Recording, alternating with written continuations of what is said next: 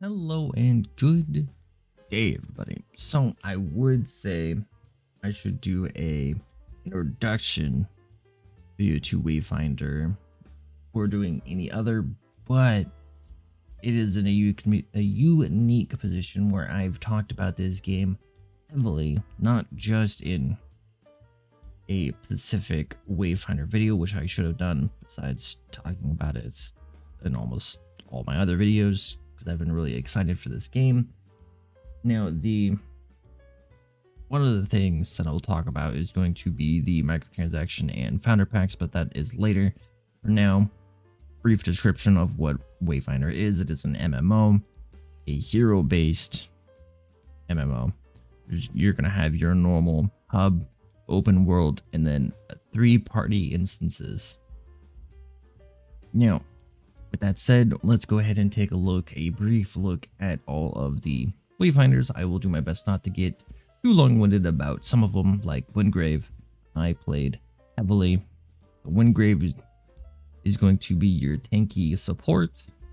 Silo is going to be your utility. Kind of support isn't really, no, just utility and some damage. Ness is going to be your full-blown DPS.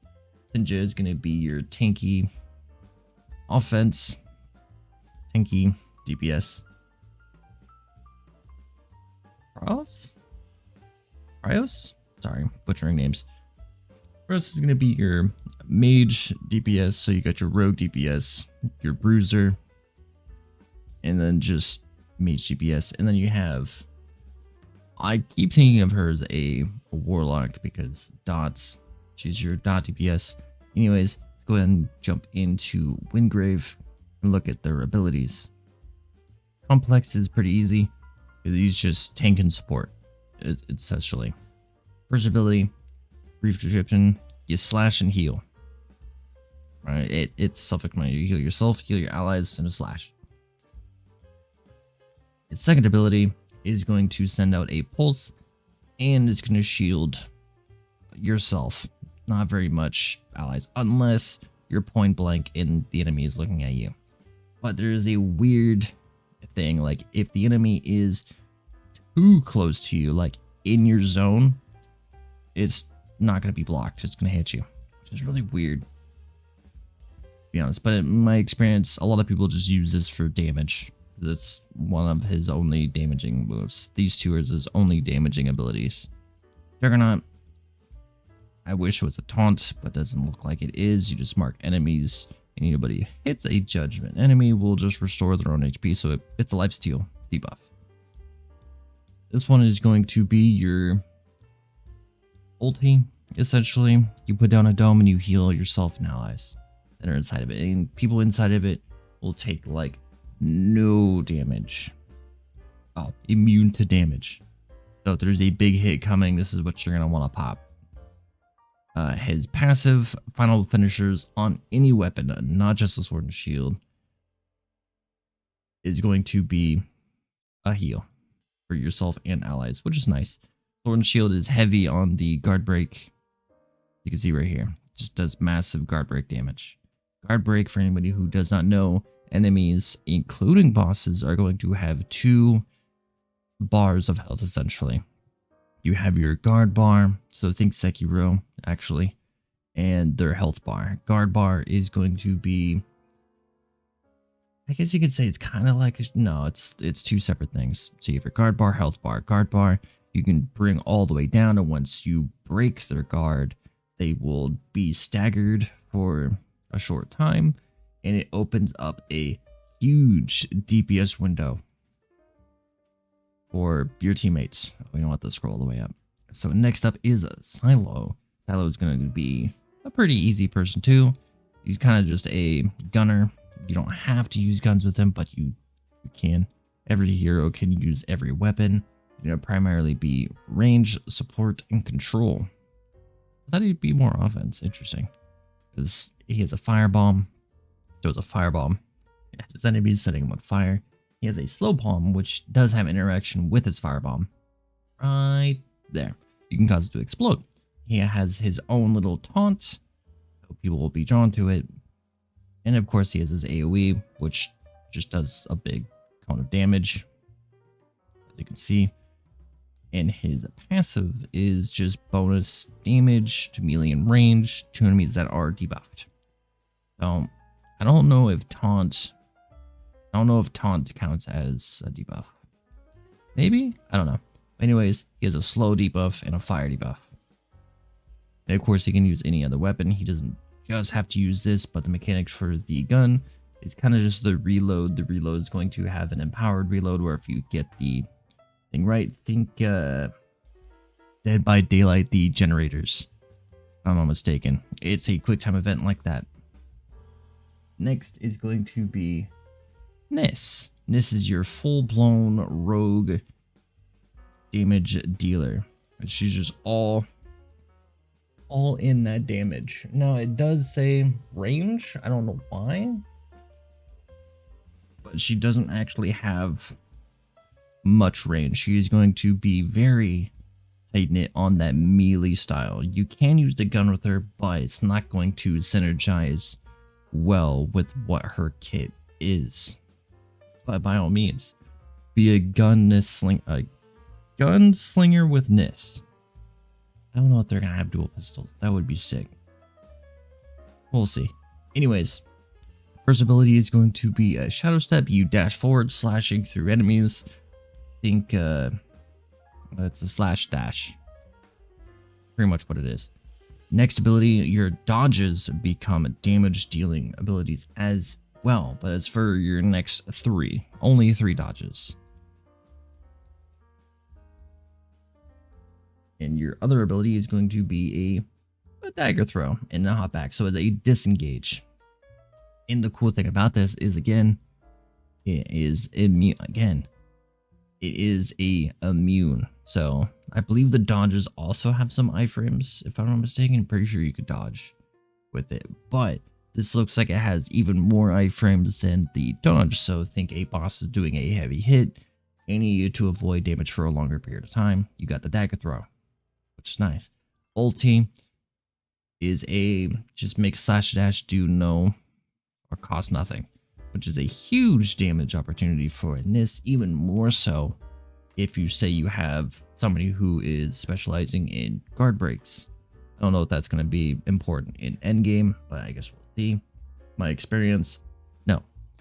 Anyways, somebody guard breaks, it's going to open up a huge damage opportunity for this, especially on bosses that can withstand damage to the guard break. We won't really get into the weapons, but I will go off of my experience on the default weapons. I don't know if this is going to be the default, but anyways, default weapon, the daggers, you're gonna get two bars to fill. You're gonna have pips and a dagger to fill. You fill up the pips by just attacking. You spend those pips by right clicking. For mouse keyboard, I don't know controller.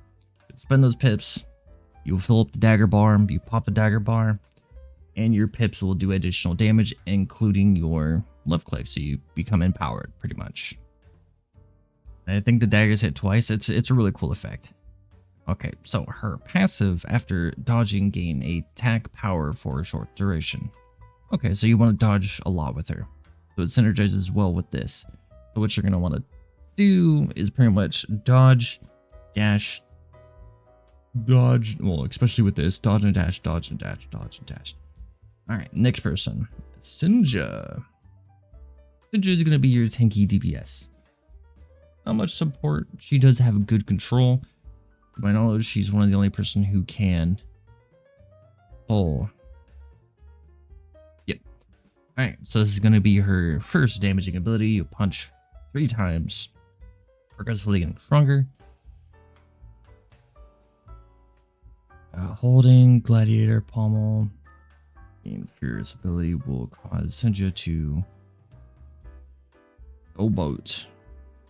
While showboating, she cannot be staggered, so that's nice. Taking reduced damage, also nice. And increasing the crowd's favor. The crowd's favor increases, Sinja gains attack damage and ability power. So yeah, this is gonna be your buff damaging ability.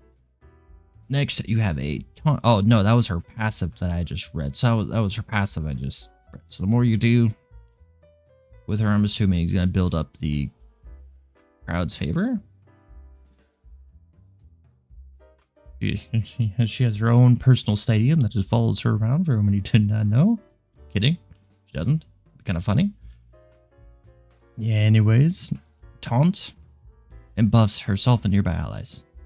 Second ability is the one I was just talking about. It's a good control. You can pull enemies towards you to really do that pump. So this is usually going to be your opener. And then you should go into this and build up the damage. And then just do your one big hit. It looks like it has a dash to it too, so that's nice. I didn't really play her too much. I stuck with Windgrave for the most part because I was doing a bunch of different things. But sure, we already read this. Greatsword I didn't get to do because I unfortunately didn't get a chance to make it.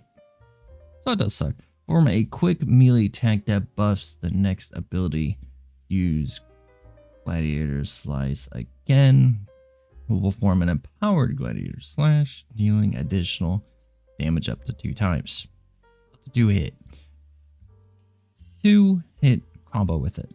Alright, next up is Kryos.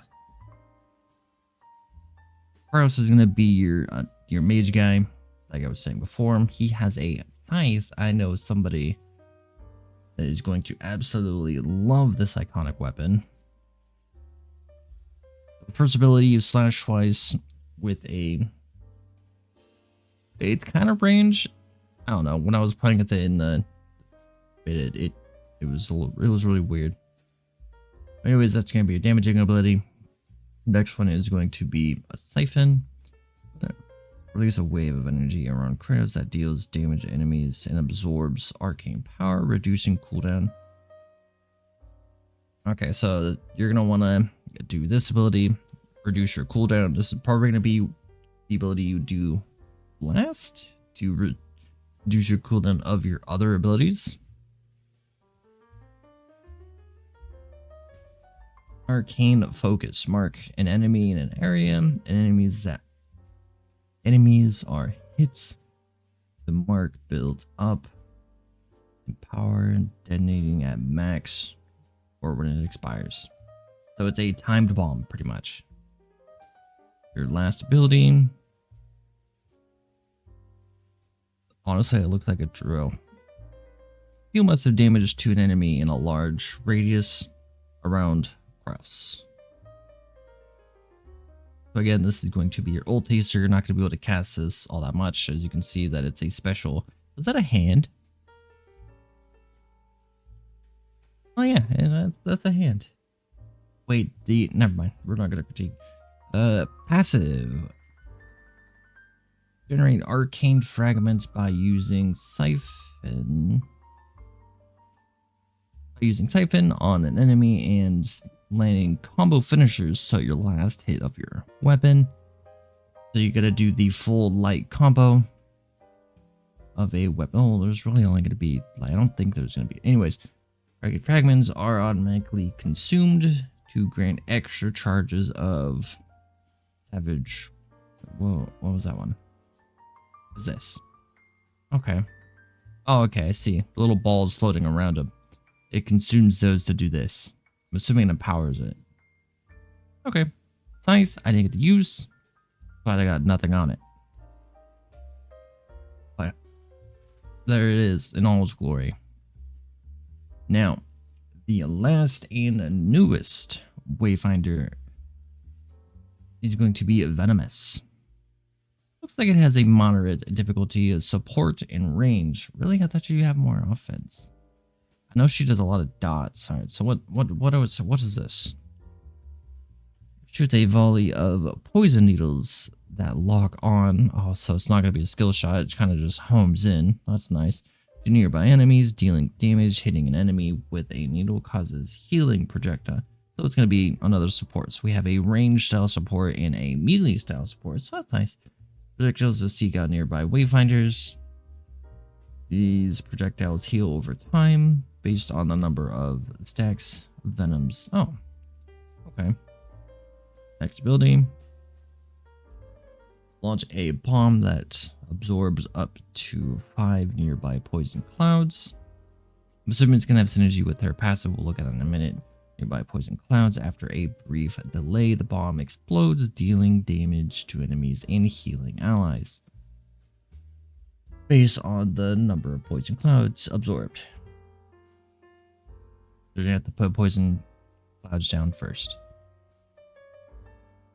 Next is going to be venomous dash. Or thrusters, not dash. I started reading. Dash in a direction, leaving a trail of poison cloud. Okay, there's the clouds that we were just wondering about. Clouds behind you. Poison clouds damage and apply stacks of venom to enemies. So let's look at the last one. Fire a massive explosion that damages and applies 5 stacks of empowered venom to enemies. Empowered venom deals damage over time. I wonder if it's different from the normal venom, so you can build up normal venom and then empowered venom, or is it just empower the current stacks up to 5? And what's the max, I wonder? It doesn't look like it has a max. I wonder if you can just infinitely stack them up. Of course they're gonna decay anyways. Empowered venom deals damage over time, counts as additional stacks of venom, so it's its own little separate stack. For masters of venom transformation abilities. Interesting. Alright, so the passive weapon hits apply venom. So all weapon hits. Oh, that'd be good. Never mind.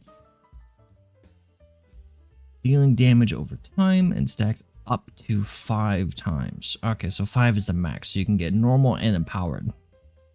You can get a total of 10. Maybe. I don't know. I don't have hands-on with her yet. I don't think anybody. Well, I wouldn't say anybody. Anyways, I'm rambling. Weapon hits against enemies with 5 stacks of venom. Create a poison cloud that deals damage and applies stacks of venom. A poison cloud can only be created by this effect once every 5 seconds. Okay, so it's not going to be too easy to build up the clouds around them. Okay. What I was going to say was she'd be good with daggers. The empowered daggers. For sure. And of course you got her signature weapon. Weapon ability reload to okay. So it's looks like guns are going to be similar. Anyways, this is a brief look at all of the Wayfinders. So, with that said, choosing your Wayfinder is going to be very important. Pick the style you want to start with. Your tanky support, control range, heavy DPS up close. She synergizes well with any melee weapon, not so much range. Silo synergizes really with anything. You have your get out of free card with his taunt, so if you're taking 2 heavy hits with melee, you can just bail with that, or you can just not be close. Ninja is going to be, with her pull, I would say recommend using a melee weapon with her, not so much using a gun. As you can see, with a lot of these, some weapons synergize better with others. Like Ness and range weapons don't mix well because everything, her whole kit is being up close and dodging in and out of combat. Not so much a hit and run, but just staying in their face as much as possible. Getting all the damage opportunities she can. Ninja likes to be up close and personal. She likes to pull people in. Looks like her ulti does have a gap close to it to a small degree. Arrows also looks like he is going to be more of an up close to mid range. Venomous is probably one of the only ones that synergizes well with, besides Silo, synergizes well with a gun. So these two, their main weapon is in fact, or not main weapon. Signature weapon is a gun. But honestly, with her, I can recommend using daggers. At least the default dagger that I started with, I think would be pretty good with her. So again, I can't stress this enough. It is your first pick is going to be very important because I don't think you can restart once you pick it because it is Steam. I think you'd have to make it another entire Steam account just to get a new person. If you don't like, say you pick Wingrave, you find out you don't like them, you're going to be stuck with them. So picking your first one is going to be very important. So make sure you think carefully about who you want. Now, each weapon, anybody can use any weapon. So I was saying that their synergy is like she wouldn't be too good with either of their signature weapons. You'd be good with the scythe, sword and board, daggers, or the greatsword. It's really up to you. I'm not going to tell you how to play. Whatever you find fun, more power to you. If you want to use nose of the gun, go for it.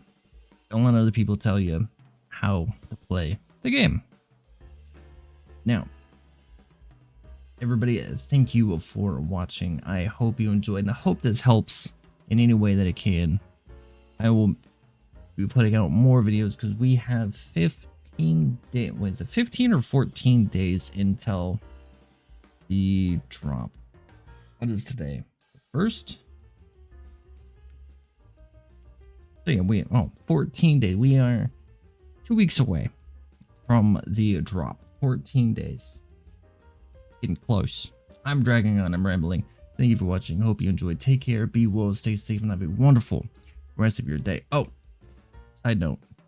I was using YouTube's audio library for the music, trying to have background sound so it's not just me talking. All right. Take care, everybody.